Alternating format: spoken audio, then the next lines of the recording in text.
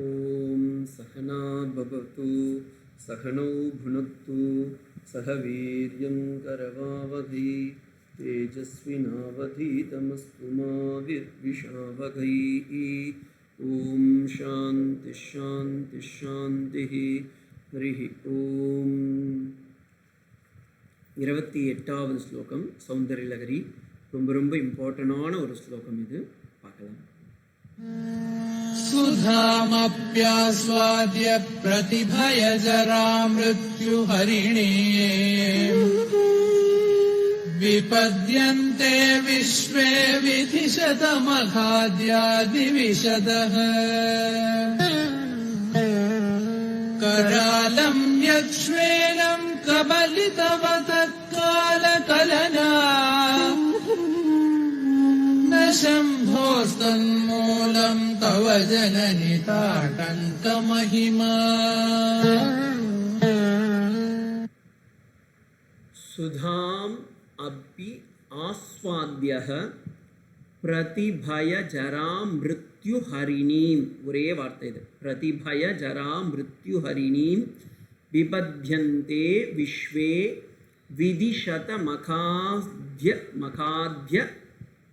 मखाद्या दिविशतः करालं यत्श्वेलं कबलितवद कालकलना न शम्भोस्तन्मूलं तव जननि ताडंग महिमा. ரொம்ப அற்புதமான ஒரு ஸ்லோகம் இது. முதல்ல நம்ம பதம் பதமாக பிரித்து பார்க்கலாம். ஏ ஜனனி. ஜனனி எங்கே இருக்குது இதில்? பார்த்தீங்கன்னா ஜனனி தவ ஜனனின்னு இருக்குல்ல, அதில் ஹே ஜனனி. ஜனனி அப்படின்ற பேர் ஏன் வந்ததுன்னா, அவள் ஜனிக்கின்றாள் நமக்காக. பிறப்பில் பல்பிறவி பெருமானாக இருக்கக்கூடியவர் நமக்காக மத்ஸ்ய கூர்ம வராகம் போன்று எடுப்பதைப் போல அம்பாள் நம்மை உய்விப்பதற்காக அவள் பிறக்கின்றாள், ஒரு தாய்மை அடைகின்றாள், நம்மை எல்லாம் உற்பத்தி செய்து அவள் விளையாடுகின்றாள். அதனால் அவளுக்கு பெயர் ஜனனி. ஓகேங்களா? அடுத்து பிரதிபய ஜரா மிருத்யுஹரிணி. இந்த வார்த்தை அப்படியே எடுத்துக்கோங்க. பிரதி பயங்கரமான, பய ஜரா ஜரானா ஓல்டேஜ், மூப்பு, வயசாகி போகிறது. மிருத்யுனா மரணம். ஹரிணி விளக்குபவல்னு அர்த்தம். ஹரிணினா விளக்குபவள். ஹரம் என்றாலே விளக்குதல், டெஸ்ட்ராய்னு அர்த்தம். ஹர்தாத்து அப்படின்வாங்க, விளக்குதல். அதாவது ஓ தாயே, பயங்கரமான மூப்பு மரணங்களை எல்லாம் விளக்குகின்றாயே. சுதாம், நீ சுதா. சுதா என்றால் அமிர்தம் என்று பொருள். இந்த இடத்துல சுதா ஸ்ரீலிங்கம், அமிர்தம் என்பது புல்லிங்கம். இந்த இடத்துல சுதா அப்படின்றாங்க. அம்பாலியே சுதான்றாங்க. ஏன்னா அமிர்தத்தை கொடுப்பவள், மரணத்தை இருந்து எங்களை கரை சேர்ப்பவள். ஆஸ்வாத்ய அபி. சுதா அமிர்தத்தை சாப்பிட்டு கூட. அதாவது இந்த இடத்துல ரெண்டு விதமாக இந்த பொருள் எடுத்துக்கலாம். அமிர்தமாக இருக்கக்கூடியவள் நீ. ரெண்டாவது, இந்த ஒரு இன்சிடெண்ட்டை சொல்லி பகவத் பாதால் சொல்கிறார், அமிர்தத்தை உண்ட. அமிர்தம்னா என்ன? விஷம். மிருதத்தை போக்குவது அமிர்தம். ஓகேங்களா? அப்போ அமிர்தத்தை சாப்பிட்டால் நமக்கு மரணம் என்பது சம்பவிக்காது. ஆனால் இந்த அமிர்தத்தை உண்ட, பார்க்கடலில் அமிர்தமத்தனம் செய்து அந்த அமிர்தத்தை உண்ட ஆஸ்வாத்ய அபி, அதை சாப்பிட்டும் விதிஷதமகாகா. விதிஷதமகாகனா இந்த இடத்துல இருக்க பாருங்க.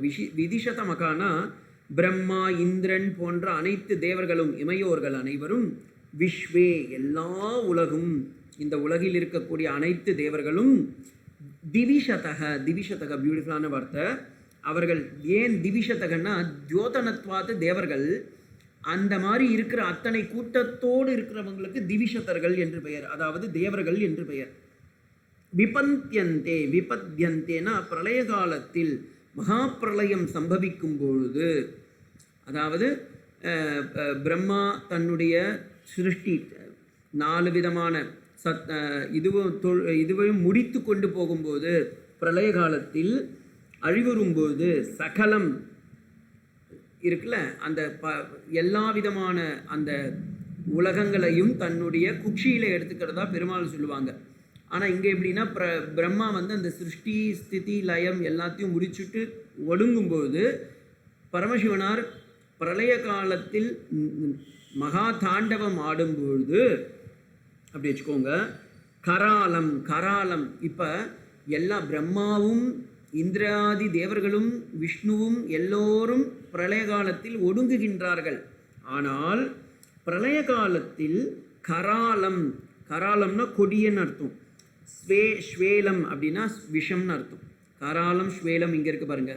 கராலம் கொடிய விஷத்தை உண்ட கபலித. எப்படி உண்டாரு?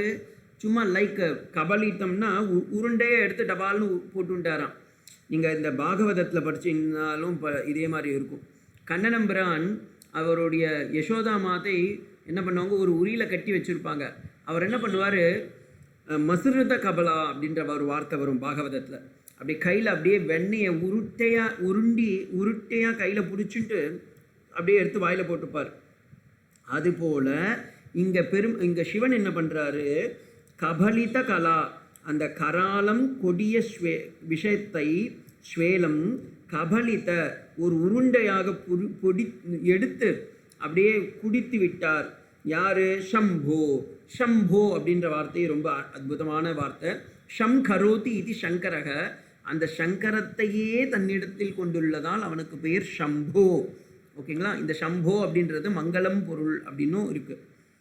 அப்போ காலகலனா, காலத்தை எல்லாம் முடித்து கொண்டு பிரம்மா விஷ்ணு எல்லோரும் இந்திராதி தேவர்கள் எல்லாம் முடிவுக்கு வரும்பொழுது இந்த சிவன் மற்றவங்கள்லாம் அமிர்தத்தை குடித்து எல்லாம் முடிவுக்கு வருகின்றார்கள். ஆனால் இந்த பரமசிவனோ விஷத்தை குடித்தவன். அப்படி விஷத்தை குடித்தும், ஆலாகல விஷத்தை குடித்தும் அவன் காலத்தில் முடிவுக்கு வராமல் இருக்கின்றானே, என்ன காரணமா அப்படின்னு கேட்குறார். ந என்றால் இல்லை, எது என்றால் இல்லை, இவன் மட்டும் முடிவிற்கு வருவதில்லை. ஏனென்றால் தன் மூலம், அது உன்னுடைய காரணத்தினால் எனக்கு தெரியும் அப்படின்றார். உடனே அம்பாள் கேட்பா, என்னடா என்னை பற்றி என்னடா சொல்கிற அப்படின்னா, தவ தாடங்க மகிமா, உன்னுடைய தாடங்கம், உன்னுடைய காதில் அணிந்திருக்கக்கூடிய பெண்களுக்கு இந்த தாடங்கம்ன்றது ரொம்ப ஒரு ஆஸ்பீஷியஸான ஒரு இது சுமங்கலித்துவம்னுவாங்க. அந்த காலத்துலலாம் திருமாங்கல்யம்ன்றது கிடையாது. நீங்கள் வேதத்துலேயும் போய் பார்த்தீங்கன்னா திருமாங்கல்ய தாரணம்ன்ற ஒரு தனி மந்திரம்லாம் கிடையாது, பத்ததிலாம் கிடையாது. அப்போ இந்த பெண்களுக்கெல்லாம் ஒருவருக்கு ஒவ்வொரு பெண்களுக்கும் திருமணம் ஆயிடுத்துன்னு எப்படி தெரியும்னா, அவங்க காதில் பார்த்தீங்கன்னா தாடங்கம்னு போடுவா. இன்றைக்கும் நீங்கள் இந்த கிராமத்துலலாம் போனீங்கன்னா பெண்கள் வயசானவங்க கல்யாணம் ஆனதுக்கு விசேஷமாக காதில் பெரிய தாடங்கம் போடுவா. இன்றைக்கி தாடங்கம் போடுறது கம்மியாகிடுது, அது ஸ்லெட்டுன்னு போடுவாங்க, ஸ்லெட்டுன்னு சம்திங் சொல்லுவாங்க இங்கிலீஷில். ஆனால் அம்பாளுடைய தாடங்கம் அந்த மகிமை மங்களத்தினால்தான் இத்தனை அற்புதமாக பிரம்மா முதலியவர்கள், இந்திரர் முதலியவர்கள், இந்திராதி தேவர்கள் எல்லாம் அமிர்தத்தை குடித்தும் அவர்கள் பிரளய காலத்தில் ஒடுங்குகின்றார்கள். ஆனால் இந்த பரமேஸ்வரனான சம்பு மாத்திரம் கால விஷத்தை ஆலாகல விஷத்தை பருகியும் மரணம் சம்பவிக்காமல் முடிவிற்கு வராமல் இருக்கின்றார். அதற்கு காரணம் உன்னுடைய மாங்கல்ய பாக்கியமானிய உன்னுடைய தாடங்கங்கள் அப்படின்றாங்க.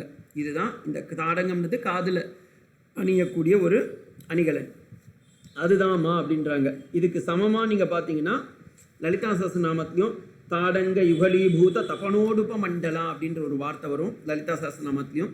இந்த தாடங்கத்துடிக்குன்னு ஒரு மந்திரம் இருக்குது, பீஜ மந்திரம். அதை தான் இந்த இடத்துல யந்திரமாகவும் இங்கே டம் டம் டம் அப்படின்ற வார்த்தையில் கொடுத்துருக்காங்க. இப்போ இந்த ஸ்லோகத்தை பார்க்குறதுக்கு மீன்ஸ் அன்வயம் படுறதுக்கு முன்னாடி ஒரு சின்ன ஒரு சுவாரஸ்யமான விஷயத்தையும் சொல்கிறேன். இந்த ஸ்லோகத்தில் காஞ்சி மகாபெரிவாளுக்கு ரொம்ப ஈர்ப்பு ஜாஸ்தி. அதை நீங்கள் எப்படி தெரிஞ்சுக்கலான்னா, திருக்கடையூரில் போய் பார்த்தீங்கன்னா அபிராமியை அம்பாள் சேவிக்கும் போது பெரியவா சொல்லுவா, அம்பாள் எவ்வளோ அழகாக இருக்கானா, சௌந்தரலகரி 28வது ஸ்லோகத்தில் எப்படி நீங்கள் அவளை வர்ணிக்கலாம் அப்படின்னா, திருக்கடையூர் அபிராமியை போய் பாருடா அப்படின்னுவார். ஏன்னா அங்கே அபிராமி, அதுக்காகவே இங்கே திருக்கடையூர் அபிராமியுடைய அந்த சித்திரப்பட்டலத்தை நான் கொடுத்துருக்கேன். அம்பாளுடைய காதில் போய் பார்த்தீங்கன்னா ஸ்ரீசக்கரத்தினாலேயே ஆன தாடங்கம் உள்ளது. இதை சங்கர பகவத்பாதால் அம்பாளுக்கு போட்டதாக சொல்லுவாங்க. அது காலடி சங்கரராக இருக்கலாம், அல்லது கைலாச சங்கராக இருக்கலாம், அல்லது காஞ்சி சங்கரராகவும் இருக்கலாம், யாரோ ஒருத்தர். ஆனால் அம்பாளுடைய அந்த திருமாங்கல்ய அப்படியே மாங்கல்ய பாக்கியம் இருக்கணும், நித்திய சுமங்கலியாக இருக்க வேண்டும் என்பதற்காக அம்பாள் அங்கே தாடங்கத்திலேயே அலங்காரம் பண்ணியிருப்பாங்க. அது ரொம்ப அற்புதமான ஒரு சேவை. போய் நீங்கள் எல்லாரும் திருக்கடையூர் அபிராமியன் போய் பார்க்கணும். விஸ்வே விபத்யந்தே, அதை முதல்ல எடுத்துக்கோங்க. இந்த இடத்துல விஸ்வே விபத்யந்தேன்னு இருக்குல்ல, அதை அன்வயப்படுத்துகிறேன். விதி சதமகாக, விதினா பிரம்மா, சதமகாகனா இந்திரன், ஆத்ய எல்லோரும், சுதாமபி ஆஸ்வாத்திய எல்லாம் சுதா எனக்கூடிய அமிர்தத்தை பருகினார்கள். பிரதிபய ஜரா மிருத்யுஹரிணி, ஆனால் அவர்கள் எல்லாம் பிரளய காலத்தில் மிருத்யுவை அதாவது முடிவிற்கு வருகின்றார்கள். ஆனால் நகாலம் கலனா, ஆனால் உன்னுடைய கணவன் இருக்கின்றானே அவன் மட்டும் முடிவிற்கு வரவில்லையே. கபலிதவதக, அதுவும் சும்மா இல்லை, அவர் சும்மா எதுவும் செய்யாமல் இருந்தாலும் பரவாயில்ல, இல்லை அமிர்தத்தை சாப்பிட்டு இருந்தாலும் பரவாயில்ல, அமிர்தத்தையும் கொடுக்கல. அமிர்தத்தை குடிப்பதற்கு பதிலாக வேற ஒன்றுத்தை குடித்தார். என்னது?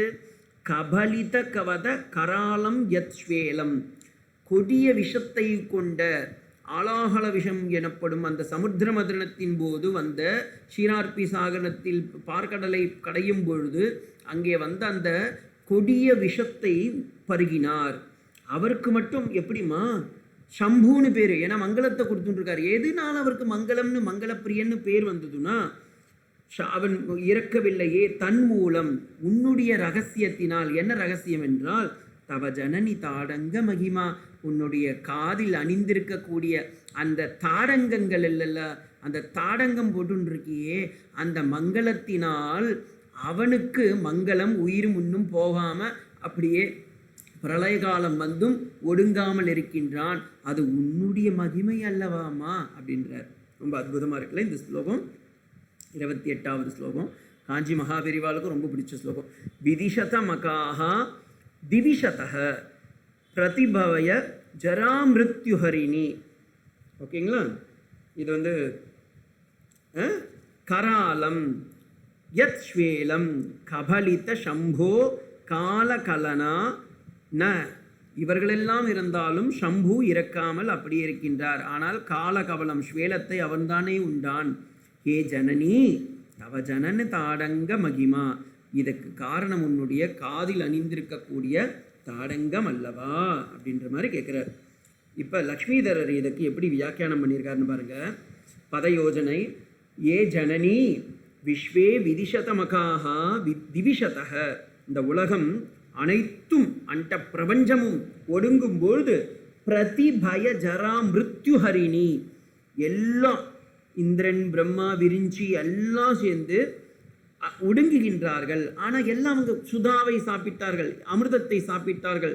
சுதாம் ஆஸ்வாத்திய அபி விபந்தியந்தே, அவர்கள் அனைவரும் அமிர்தத்தை பருகினாலும் பிரளய காலத்தில் அவர்கள் ஒடுங்கியே தீர்வார்கள்.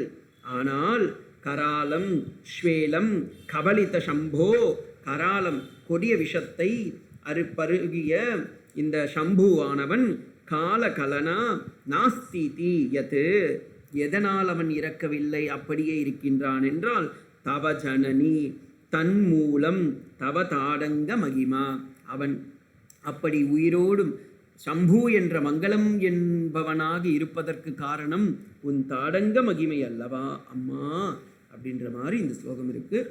இந்த ஸ்லோகத்தை நாம் 45 நாட்கள் 1000 முறை பாராயணம் செய்தால் சகலவிதமான விஷ பயங்களும் கால மிருத்யுவே வந்தாலும் அதிலிருந்து நாம் தப்பிக்க முடியும் என்பதற்காக இந்த ஸ்லோகம் உள்ளது. இதன் பீஜ மந்திரம் டம் அப்படின்ற மந்திரமாகும். இதை நீங்கள் அனைவரும் சுமங்கலித்துவம் பெறவும் தேவியின் தாடங்க மகிமையை உணர்த்துவதாகவும் இந்த ஸ்லோகம் அமைந்துள்ளது. ஓம் சாந்தி ஷாந்தி ஷாந்தி. ஹரி ஓம் தத்சத். ஸ்ரீராமகிருஷ்ணார்ப்பணமஸ்து.